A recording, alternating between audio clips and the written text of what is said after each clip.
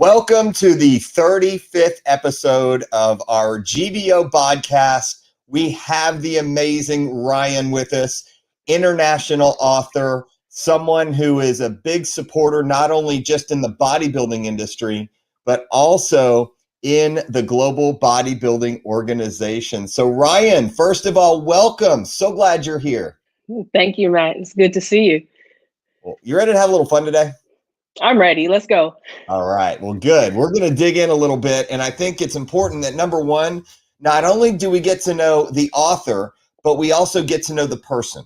And really, your background and how you came about in fitness and really what that did for you, not only now, but in high school, and how you were able to work through being a young adult and how that affected your life, and then how you eventually moved into writing this book. So that's just a little pre-frame and a frame in. And would love to start, first of all, with you, because I know this book has been a really hot topic.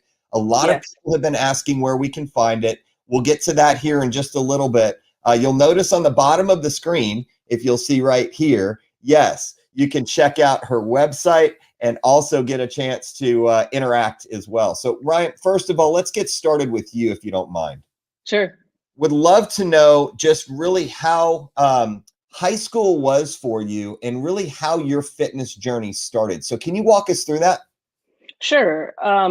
High school was interesting. I think most people's high school was very interesting. But what I found during high school was I always had a place to hide almost. And that place to hide was in athletics. It was in athletics class. It was in basketball after school. I actually played soccer. And so it was always on the soccer field. And I found that in high school, I learned really early on, probably more like middle school, actually, that athletics and movement and moving my body was an emotional outlet. It was a way I worked through things. It kept my head clear. I could finish my homework better. So my chemistry labs were better on the day before, the evening before when I had soccer practice. And so I really found that it was an emotional outlet for me. And that's where I really started, I turned to fitness almost. I turned toward athletics to clear my head, and that's where it really started. I remember you talk about high school. I remember as I was writing, actually, being young, and my father, he had a weight set in the basement, and he would take the weights off before he went to work. And I think his thought process was, I'm going to come home and find my kid, dead under these barbells one day. And he would take the weights off and he would say, you can have this 2.5. This is what you could use that day. Because he knew I was going to be in the basement, sneaking around his stuff. So, yeah. So where did you grow up? Because a basement is typically up north. Usually we don't have those in Texas. So, we don't have basements. Yes. So where did you grow up? I grew up in Ohio. And for those of you who know about the Midwest, it's probably 10 months cold. And 10 months cold, and then 2 months of summer that you do get are, 60, 75, and that's a warm day when it's 75. So yeah, growing up in Ohio, we had baseball and sports that could be done inside, and weightlifting was one of them. Very cool. So did you lift weights in high school for soccer, or did you do more cardio for that? No, soccer is, this was back then, I'll be 40 this year. So girls in the weight room weren't a thing, and so it was mostly cardio. You're running your sprints. You're doing your striking if that's your position. It was mostly cardio. There was no emphasis on nutrition and recovery, and like I said, especially if you weren't playing football. So it was cardio. Back in the 90s, because I'm about your age, we didn't know anything about nutrition either. We were like McDonald's, whatever we could get. We didn't understand what fast food meant.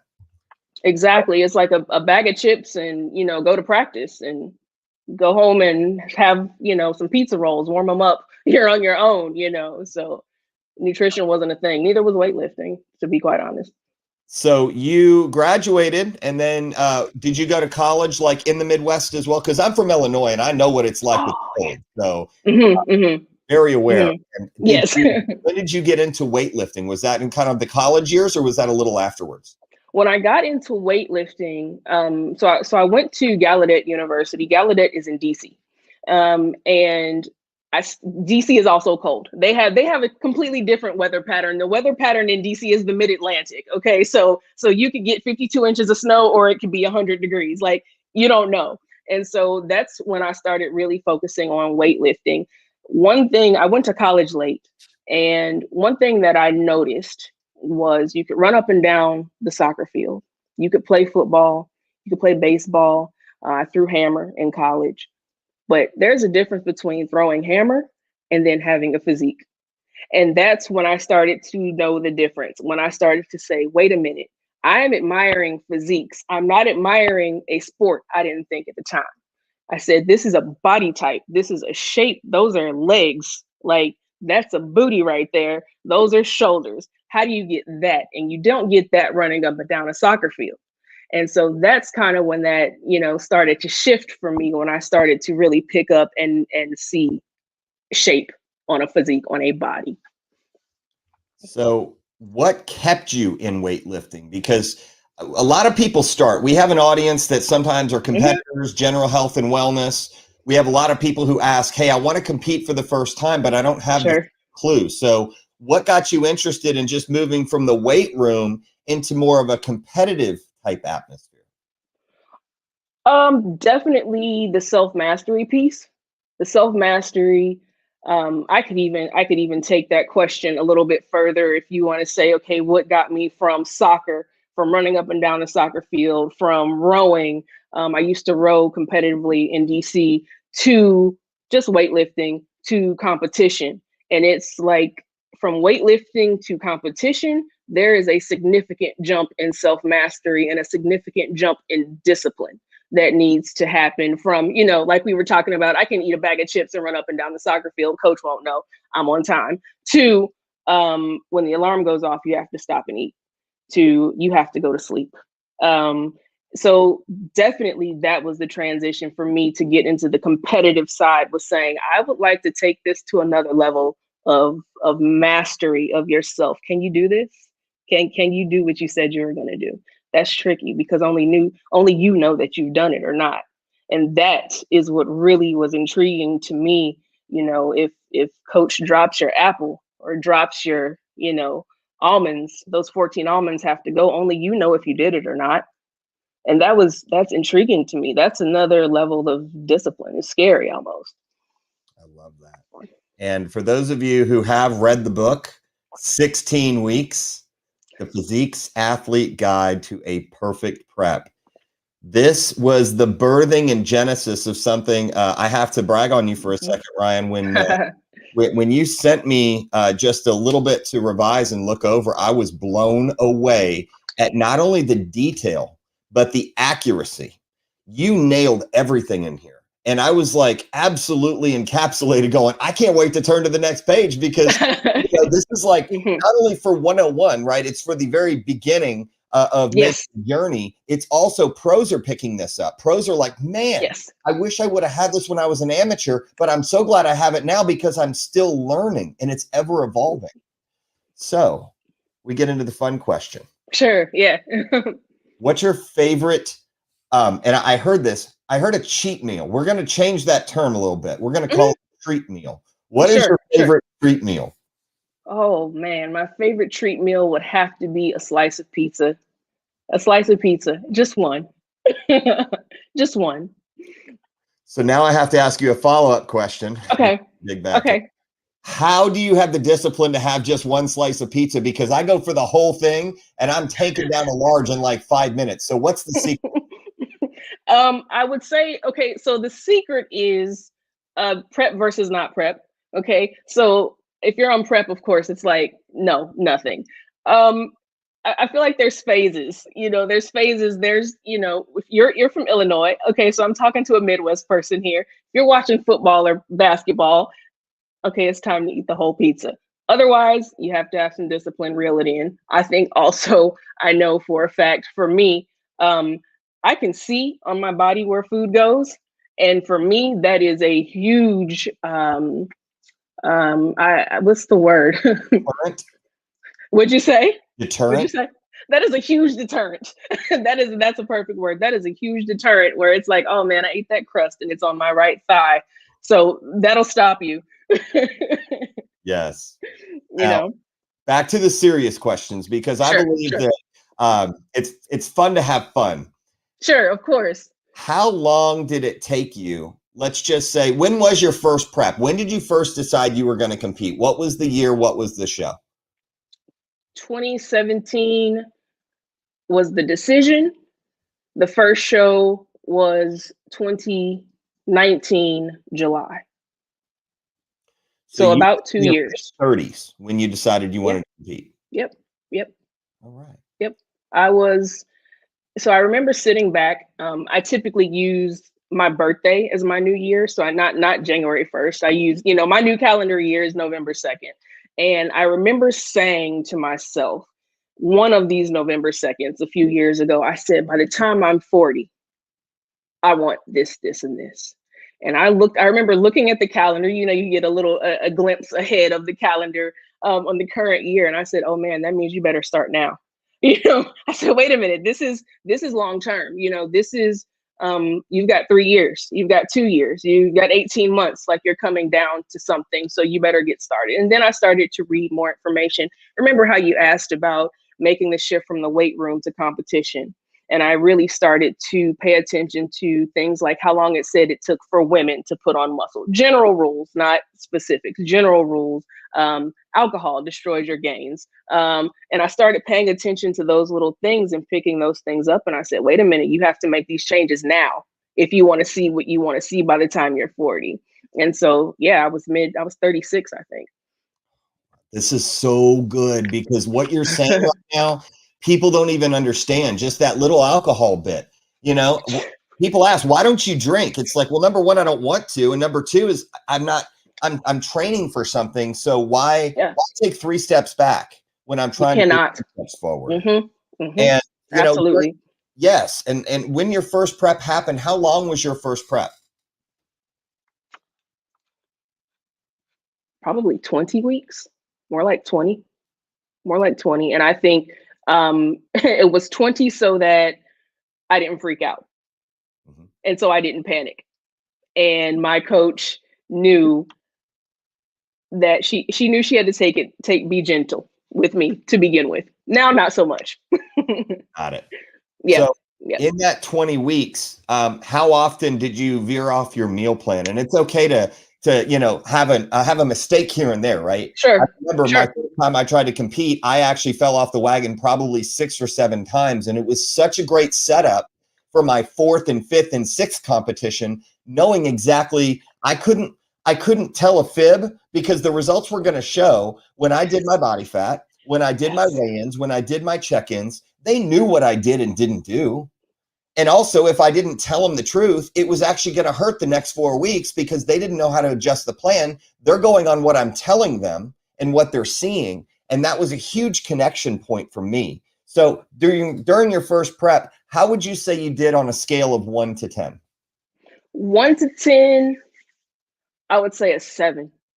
And a 7, I think I even say in the book, we have HEB here. For the viewers who are not in Texas, we have HEB. And I think in the book, I actually said I was so hungry. I ate an entire chicken in the parking lot at HEB. That poor chicken didn't have a chance. I pulled that rotisserie chicken off the warming, and I was outside on the hood of my car eating. I didn't care who saw me, but I mean, I lost it. I completely lost it. I had never been that hungry. I had never experienced anything like that in my life, ever. And so it was more those type of things where I would just binge, like, oh my God, I can't take this anymore. But like you said, it showed later. And that is something that I will always carry with me into the next prep. If your coach doesn't know what's going in, they don't know what to do. You have to, I think I saw a meme that said, no, you don't have to weigh your food, but your mouth is, your body's weighing it. You're like, no, you don't have to be accountable, but it'll show. Agreed. Yeah. I think that's so key, because a lot of times we are embarrassed to tell our coaches that we messed up. Like, we don't want to tell people when we screw up, yet our coaches are, in most cases, depending on how far we are out, are able to fix it if we just fessed up to it. So I think that is so helpful, even for pros. I know after my first and second, maybe you can relate to this. You got on stage here just about 3, 4, or maybe 2 or 3 short years ago. Tell me about your first competition. The viewers always like to know, what were some of the things going through your mind when you were about to step on stage, when you did your thing, and then you got off? How fast did it go? What were your thoughts? How fast did it go? Wow, that was one of the first things that I realized, and I wrote, I said, I think I was on stage 30 seconds. I think I was on, I mean, it may have been 2 minutes, but it felt like 30 seconds. And I said, I did 20 weeks of work and 20 weeks of discipline. And my poor dog suffered. She ate chicken and rice too toward the end. I mean, for 2 minutes, and it was fast. It was, I don't even remember it almost. I remember standing behind the curtain, and I remember not being able to hear anything. And at some point, I remember the photographer was out there. I saw him. I don't know. I remember the stage shots. He's right there. You didn't even. I don't even have good stage shots from that competition. That's how fast it was going. So moving forward, I will always remember that the stage photographer is right there. But yeah, fleeting is the word. Got it. Now, what categories did you compete in, or category? Women's physique, open, master, and novice. Moving forward, I think I would definitely like to try the heels. I think that's on my radar. Are you thinking a little figure? Thinking about it. I'm thinking about it. Now, for those of you who don't know, women's physique is they usually carry more muscle. They have obviously a lot more that they carry, and then when they go to heels with figure, there are also much different poses, and I know that you're going to get into that. So tell me why you thought, in all of this in your head, you have been to so many shows, you have a wealth of knowledge. I would consider you an expert in all of the different organizations that you have been involved in. You've been able to compile a resource that people really can take something from, no matter what organization they compete in. So why did you make this happen? Like, what was your reasoning for making this book? The reason for making the book is I found that there were so many bits and pieces. There were bits here, there were bits in this organization, there were bits at this organization. If you go to this posing clinic, there's this super juicy bit. And then over here at this clinic, there may not have been so much information divulged, not so much there. And what I found was people were having trouble making the transition into the sport, having the trouble saying, okay, no, I can't just get up there and just show my cute stuff. I can't just go be cute. Wait a minute, this is a sport that's discipline. I started posing 18 months before I stepped on stage. There's a kind of a lead up to getting on the stage. And so that's why the book was written. It was written for people to successfully transition into the sport. Now, I will say this, every coach has a different perspective. And I love that. My first piece of advice is listen to your coach. But I also write in the book, no matter where you go, you can go to South America, you can go to GBO UK, you're going to quarter turn to the right. And so there are some things that are going to be the same across all divisions. Your stage presence has to be on point. People notice. We were at Genesis together, a few weeks ago, and it's, when somebody has stage presence and when they don't. When somebody knows what show they showed up for, and when they don't. And so that's what I wrote the book for, is making the transition and getting some common knowledge out there. It's just common knowledge. Like I said, everybody quarter turns to the right. Tell somebody, share that. Yes. I got to ask you a fun question again. This is all right. So good. Uh-oh, here comes James Mickles. I knew he was coming. So hey, James. All on point with you. What would you say? I saw Isaac too. I saw Isaac pop up there. Hey, Isaac, he's on there. He is, definitely. And so you have a lot of fans. And I would say you probably have talked to a lot of people who have read the book What would you say the one thing that people are giving you feedback on that was probably the most helpful for them? From the book. I know that's a toughie. Yeah, that's tough, because there are a few things though. The very last chapter is called "Pick the Right Coach" from the beginning. And I know people are like, why did you put that chapter at the very end? You know, that should be at the beginning. And I put that chapter at the end intentionally so that you would read 170 pages and realize, I don't think I can do this on my own. This is not just, I'm going to read a book and take notes and a few pictures of myself and I'm going to be successful.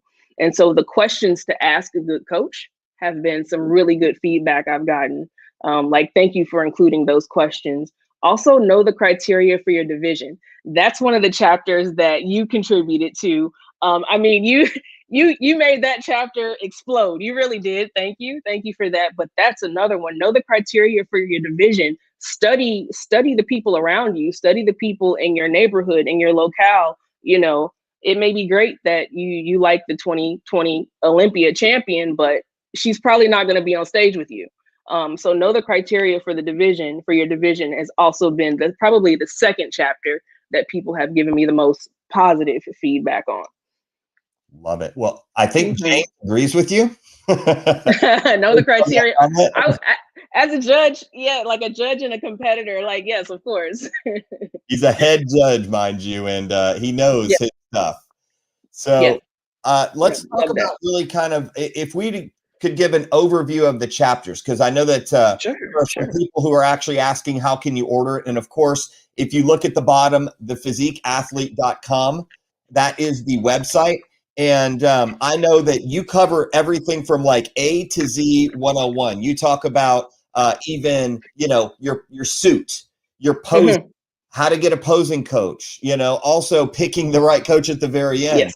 What organization looks for what? Because you're affiliated with a few organizations. So what do you cover? If you were to give maybe 4 or 5 main topics, what would you cover? And I have my book over here too. So helpful for somebody who's saying, maybe I need to read that book. Sure. The first kind of section I talk about is the price, the cost, and the value. How much is this going to cost me? Am I going to lose friends? Are people still going to like me when I put on 5 pounds of muscle, you know, and I stop drinking? So that's kind of the first, you know, bunch of topics, is kind of how to start preparing your environment and preparing the people around you that this is something you want to do. The second part, I start talking a little bit more specifically about the technical aspects of the show. If you have not competed before, you need to go to a show.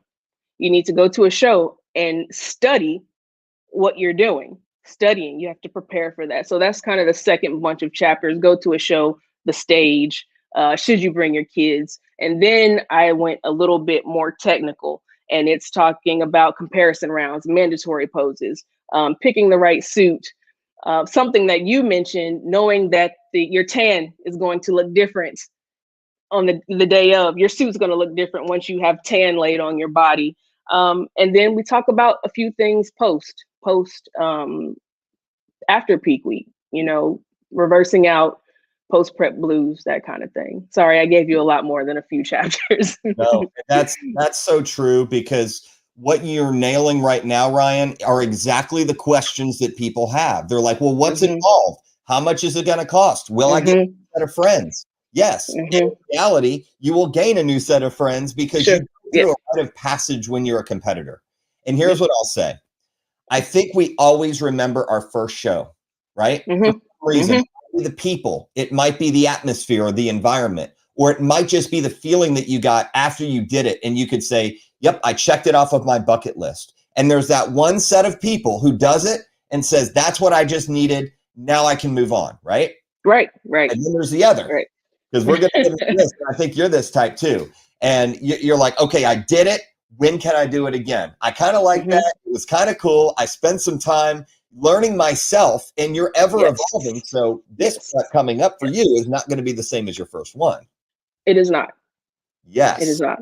And then we have, oh, this is a great question. How soon can we enter another competition? And so that's going to be something that I believe is an it depends question, because you want to ask yourself, That's exactly what I was going to say. Ask your coach. Yes. Mm-mm. You also have people who want to turn pro and they don't understand what turning pro means. You know, they're ultra competitive. They want to be number one. They wrap up their entire identity and life around competing.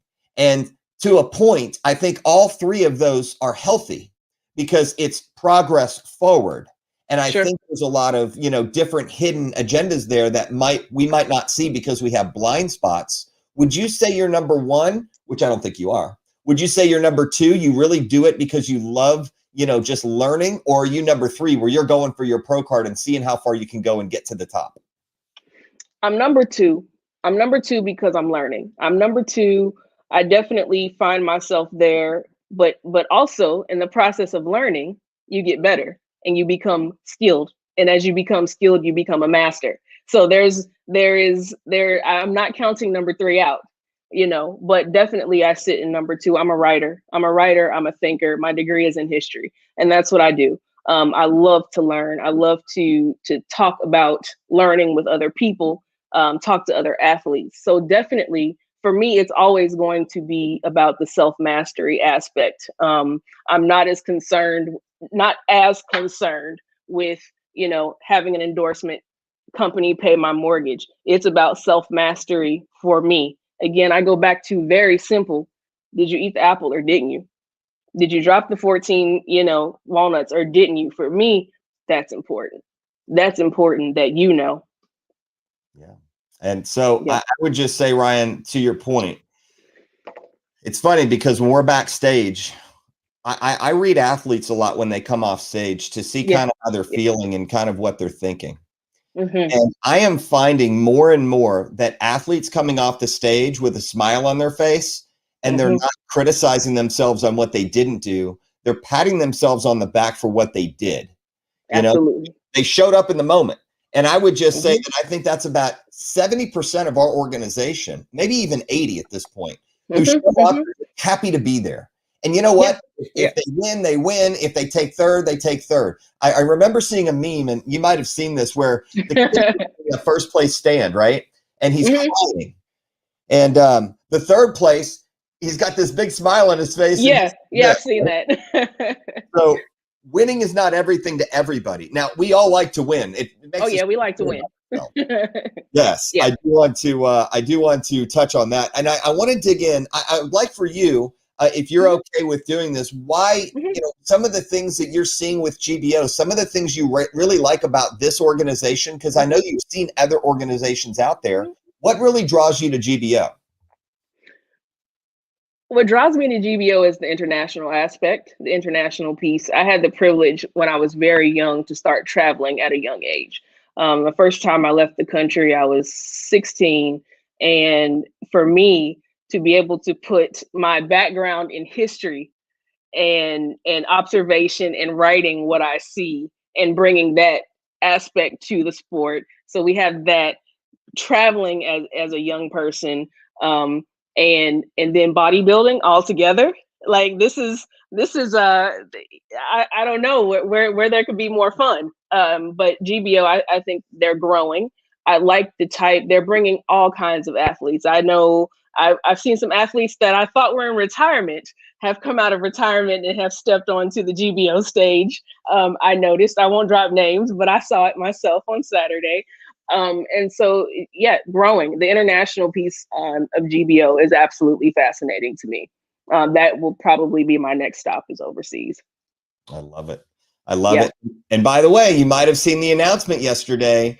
There might be some international travel starting to open up, and that is going to definitely positively impact our American shows. And now Uh-huh. the chatter has started. So, how timely was what you just said? Exactly what's happening right now. Absolutely. So, for those of you who are just joining us, of course, we are graced by Miss Ryan, and she has her 16 weeks, the Physique Athlete's Guide to a Perfect Prep. I have to tell you guys and gals who are tuning in, this is one of the most amazing books. Number one, it's an easy read. And number Mhm. two, it's a must read. If you're thinking about it, if you have competed, or even if you are a top level world champion pro. It doesn't matter what country, doesn't matter what organization. Ryan really put the thought behind it. And, I've read some books in my day. Mm-hmm. And I have to say, the raving endorsement that, we were starting to get, because I was asking, hey, did you read Ryan's book yet? And I know you're a lot of the shows and you do book signings, and I think that's absolutely amazing. Yeah. I have to say, when I got my copy in, because when I got my copy, I was more excited to read it than any other book that I've ever had. And I have a library full of books that my friends have written, or I've co-authored or written the foreword for, or had some type of input. Ryan, I have to say yours is at the top of the list, number one. Thank you. I have to say that it's just amazingly well done. So, what would you want people to know about you? Let's just say you weren't an author, right? Mm-hmm. What do people really need to know about you? Maybe something that they haven't known, or something they'd be surprised to know. This is a fun question. So is this a fun question or a serious question? Wait, it's a fun question. So what is something, I had to move around in my chair a little bit. Okay, right. Because I was about to give you like a serious answer, and okay, I'm ready. I saw you going through it for a second, so I decided we'll make it fun. What's something nobody knows about you that you wish people would? I love doing yard work. Like pulling weeds is my thing. What else? I have a Chihuahua. I think a lot of people are surprised when I tell them I have a Chihuahua. They're like, you don't have like a pit bull or something? And I'm like, no, I have a Chihuahua. And I found her under a school bus in Bastrop. And I crawled in a little hole and I found her, and I love her. And she's 10 pounds, and we've been together since she was 4 months. So let me encapsulate this. Did you find the dog while you were doing yard work? No. Let's check it.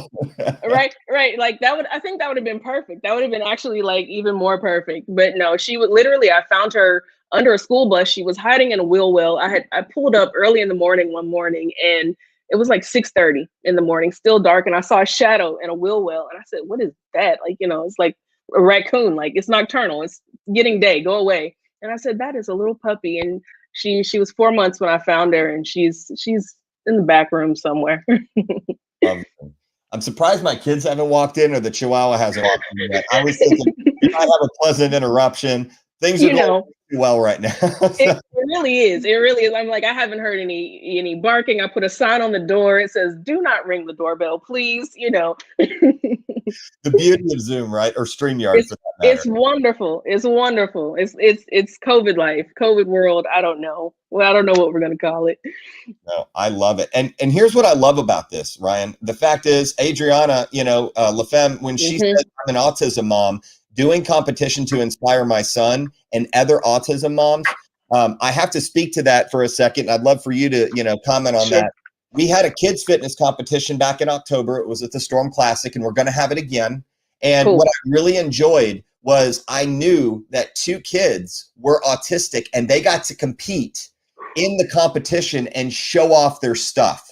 And I really believe that, what you're doing, Adriana, for your son is an inspiration, and it's something that really has a direct reflect on modeling for our kids and the next generation, knowing how to be a good sport, gaining confidence in front of people at an early age, doing the things and necessary things for discipline, how they treat their bodies, how they feed, how they interact with other kids. And I have to say that is truly, truly amazing. What would you say for the kids who might be thinking about seeing their parents compete?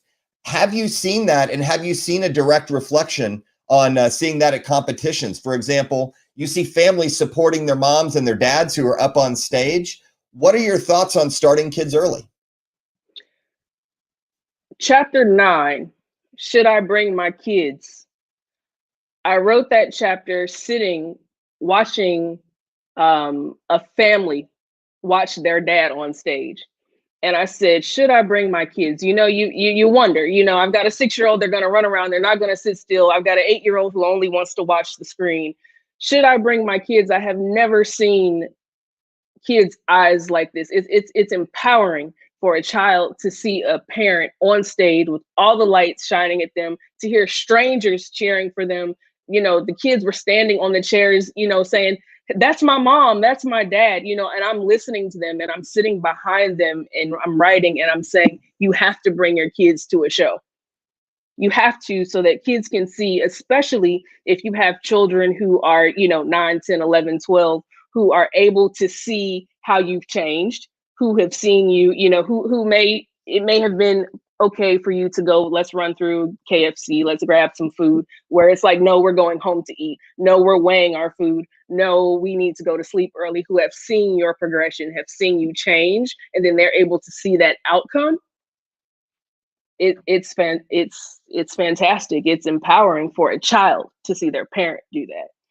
I think you should do it, and for children, absolutely. In turn, I absolutely think kids should be on stage for sure. Why not? I think one of the second things you said was about discipline. So often in our culture, discipline is a word that is kind of thought negatively of. I hear discipline and I think bad. And it's like, no, like if you can learn to discipline yourself at 9 or 10, you know how fantastic you'll be at 21. You know, it's discipline. I just threw out the playbook because what you're saying is absolutely golden right now. Yeah. You know, Yeah. I think about cooking for our kids or cooking with our kids.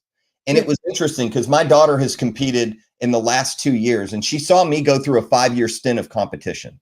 Sure. And she always asked, Daddy, why are you making that food? What are you eating? And she always wanted some. And what she saw, and to Adriana's point, it says kids might not always listen to what we tell them, but they are always watching what we do. Yeah. You can't script this any better. Always. Oh, I love it. So Yeah. let me ask your favorite prep foods since you have a prep coming up. This is a fun question. We'll change it up. You can move around in your seat a little bit. Oh, prep food. Prep foods are. I'm happy with sweet potatoes. I'm very happy with sweet potatoes. Sweet potato fries, mashed sweet potatoes, sweet potato medallions, cube sweet potatoes. I just changed the shape, and I have to admit, You I see see it? that. I see that comment right there. You should. Okay, you're telling secrets, but yeah, you know, I like peas too. I wasn't gonna say peas because people are like, those are gross. I think peas and sweet potatoes mixed together are delicious. You know, it's a thing. Very. How about a protein? Are you stuck on a protein? Because that's typically sweet potatoes would be a carb, and maybe peas might be a little fiber and veggies. What about protein? Matt, this is simple. It's chicken. I mean, this is very simple. This is very simple. I like beef and I like chicken. That gets the job done, you know. Very good. No, I love it because a lot of people, they're like, what's a protein? What's a carb? What's a fat? I mean, we have people at that level who watch. We also have people who are like, yeah, chicken's the go-to, or maybe fish. Yeah, chicken. Always ask your coach, right? Yes. Yeah, Always. very. Always. There was something that you mentioned just now when you said, well, we were talking about this. These are the go-tos. This is how you get it done. Another, I think it ties into the reason why I wrote the book is sometimes the simplicity of the sport is mind numbing, and then you start to overthink it. It's very simple to eat every 3 hours. You put the same chicken and sweet potato and peas on the plate. I mean, the variety is not like, we're gonna have pizza and then French fries. It's like it's chicken, sweet potatoes, like Adriana said, it's the Ezekiel bread. These are the basics. This is how it gets done. Very simple. And sometimes the simplicity is sometimes I find why people don't succeed in some ways, because it's too simple and we're trying to overthink it. And it's like, just do what your coach asks you to do. And that's hard to do, something that's that simple. So I'm going to ask you another fun question because we see Ezekiel Bread, huge fan of this. How do you take compliments when people start seeing changes in your physique? Because I didn't know really how to receive compliments, right? Because everybody's like, man, why do you carry your food around with you? Well, I want to look a certain way and perform a certain way. So that kind of comes with the territory. When people really start noticing a difference with you when you're on prep, typically if you're like 4 to 1 week out, do you get a little bashful and not really know how to receive it? Or do you like, yeah, okay, cool. I'm glad you said that. Which person are you? Okay, so I'm definitely a thank you person. But also, I'm sure you've noticed, you've known me for a few years now. I don't typically show my body. I mean, I have on short sleeves right now, but generally I have on long sleeves and long pants, and that's just something I picked up on. I picked up on that actually from Kai Green. He's one of my favorites. I love Kai Green because of his mind. He's reading Think and Grow Rich, and the power of the subconscious mind. I love that, and that's one thing he said. It was like, I keep my body covered, almost like a monk, until it's time to show it. And I just picked up on that and kind of went with it. So I am the person that I really like it when you can see it through the clothes. So Yeah, yes, I have on a hoodie and it's July, and you can see that I've made changes. I love it. Thank you so much. But I typically like to stay covered.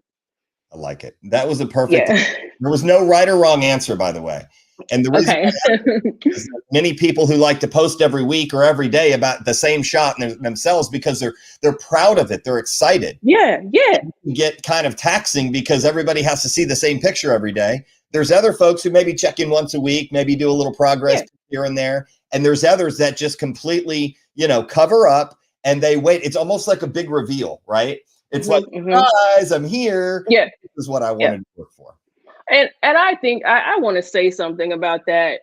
In the book, I say that Drake has a song. He's short. What does he say? Something like "Shorty's in the back," and she says she's working on her glutes. It's no knock if you post every day. I love it. Some people are using social media as an indicator, as a time indicator. Facebook will say, "Remember this 2 years ago," and you put those pictures side by side, and you're like, I was fat, but I thought I looked great. But whoa, so that's different. But in the book, I make that point because the point was to show how hard you have to work.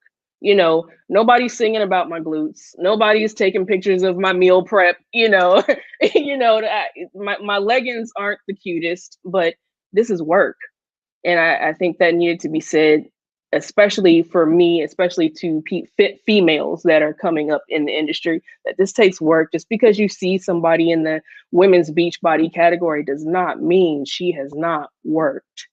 And so that I just wanted to say that because there are people that post, no, not at all. Do your thing. Yeah. Yeah. By the way, I think you might have the record for the most comments so far. I love as we're I just love it. through. You've got. I want to let you know. I know some are from Arizona, some are from Texas, some are from Florida. I've seen a lot of these different comments coming through. So you're definitely touching a national audience. And I would say that for those of you who haven't picked up the book yet, I would highly encourage you to take a look at this because number one, if you don't compete and you've thought about it, that's one. Number two, if you don't compete and you want to give it as a gift and gift someone and they don't know about it, I'm actually going to be buying 5 and I'm going to give them out to certain people who might not have known about that, who are brand new. Because here's the big deal. When it's not only what we know, it's what we pay forward. And I believe paying it forward in this sport, the only way it's going to get better and evolve is not by keeping it the same stagnant way it is right now. It's always evolving and changing, right? 20 years ago, you look at a bodybuilding stage, we didn't have men's physique. We didn't have women's bikini or beach body. We didn't even have classic bodybuilding. So we lumped everybody in together and you got 60 guys on stage. So it's definitely evolved and mutated throughout. So what do you see in the future as far as, what kind of impact, if you were to say, okay, I look back 10 years from today in 2031. Oh my gosh, that sounds like so far away. What would you say would be really a win or a success for you, knowing that what you can do now will impact someone in the future? What would you want people to say about you? I would want people to say that I read a book or I read some content that she created because a month ago, 2 months ago, 3 months ago, a year ago, I did not consider myself a content creator. I didn't consider myself someone who would even have something somebody would read. I want somebody to say, I read that book, and because of that book, I got to the right coach the first time and had a successful first prep. And I think I want to do it again. That would be fantastic. That would be a win for me. I love that. There are so many coaches who are watching right now because I can see in my screen. And I know that you can't see it. And I know the audience can't see No, it. I can't. They are singing praises right now. And here's why. We all have coaches, right? And sometimes it might not be the coach. If we move to another organization or stick with an organization, we want to have the right fit. It's like a puzzle piece.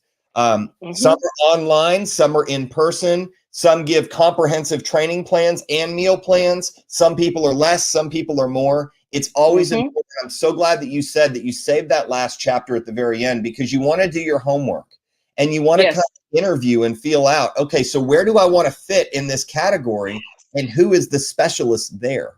And we have we're so amazing. I just want to say that, I can't wait to see you on stage, Rian. I could have this conversation, by the way, for another 2 hours and be totally. I love it. I won't say 2 hours, I promise. This time just flew. And I would just say, for your closing remarks, if you could just share a little bit about how people can find you, how people can find your book. Would love to give you just a few minutes just to be able to do that, because I think there's people who are going to be looking for you. Absolutely. You can find the book at thephysiqueathlete.com. You can find me on IG at The Physique Athlete, on Facebook at The Physique Athlete, across all platforms. I will be blogging. We have a series of athlete interviews coming out also. And the purpose and the goal of the athlete interviews is I want you all, the people, the first timers, the novices, the still novices, you've competed 2 or 3 times, or you've switched organizations. So now you're a novice in this organization, even though you have 3 competitions under your belt. Hear it from the athletes. Hear from the athletes. Let them give you the tips on what athlete check-in is like. Let them give you the tips on, picking the right suit. I want you all to be able to hear it from the source. So that's the next thing to look forward to, is athlete interviews. And you can find those on all the platforms and thephysiqueathlete.com as well. Such an amazing time, Rian. And I can't wait to get back with you live. We live in different cities. We come from the Midwest. We share a lot That's right. Yes. Midwest. I love it. I love it.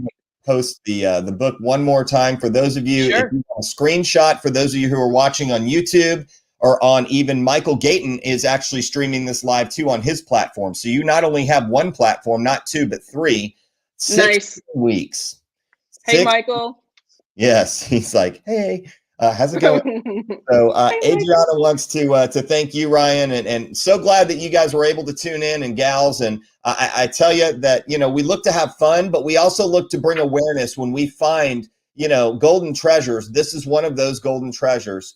And just appreciate you so much, and look forward to following back up. So you can find Rian either on The Physique Athlete on her Insta, or you can go onto her website, thephysiqueathlete.com. So Rian, thank you again. Had such a fun time. And just can't wait to, I'm going to read the book again, and then I'm just going to start writing. And one thing I'll say in closing, I think when we read it for the first time, it's that generalized overview. And it's like watching a movie like 5, 6, 7 times. Once you reread the book or you see the movie again, you start to pick up little details that you might not have picked up before. Yes. And I think you intentionally did that, didn't you? I think that's how my brain works. Yes. Well, once again, happy Easter to you all. Rian, I hope you have a great weekend. We will look forward to catching back up soon. And for those of you who don't know how to get a hold of Rian, you can DM me, you can DM her, you can figure it out, but we will make sure and get that to you. So until next week, take care, enjoy, and we'll see you same time, same place.